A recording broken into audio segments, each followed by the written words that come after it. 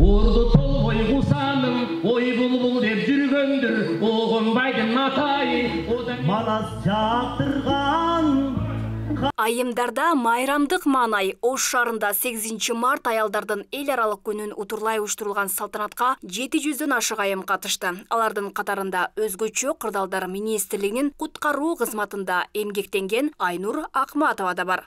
Балдар бала жакканы карап күнү түнү сборлорго барабыз баягыдай. Ошол жагы бир аз оор болбосо, бирок кызыгуу, анан башка баягындай айтканда кызматыңды сүйүү, бул мындай кыйынчылыкты да жеңет десем болот. Ошол мэриянын эмесине, жамаатына рахмат.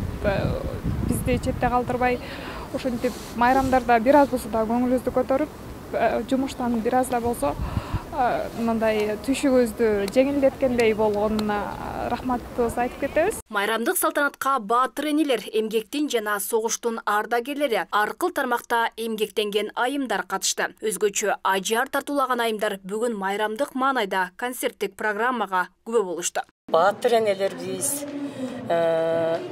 эртең менен келдик. Ушул сүйүнүп, жылдага караганда быйыл өтө кооз, өтө маанилүү жылдардан болуп көрүнүп атат бизге. Ар тармакта өзгөчөлөнгөндөр Ош шаарынын мэриясынын ардак грамоталары менен сыйланышты. Ош шаарынын мэри коомдогу аялдардын орду, баа жеткиси экенин белгилеп, аял заты жашоонун негизи экенин кошумчалады. Биздин айымдарды, апаларыбызды, эже карындаштарды бүгүнкү 8 март майрамын куттап кетем. Ар дайым ден соолуктуу болсун, аман болсун, бактылуу болсун, жүздөрүнөн жылмаюу кетпесин. Ош шаарынын мэриясы тарабынан атайын белектер даярдалган.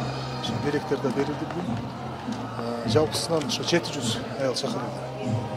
Канча каражат жумшалды? Быйылкыга 500 миң сомдун тегерегинде акча каражат каралды. Былтыркыга караганда 250 миңден арзаныраак болду. Иш чаранын алкагында белгилүү эстрада аткаруучуларынын жана чыгармачыл инсандардын, маданият ишмерлеринин катышуусунда чоң концерттик программа тартууланды. Быйылкы жылы 8 март аялдардын эл аралык күнүнө карата уюштурулган салтанатка 500 миңдей каражат жумшалган. Алмагүл Эрке, Багызы, Жылыс Кадырбаева, Ош ТВ.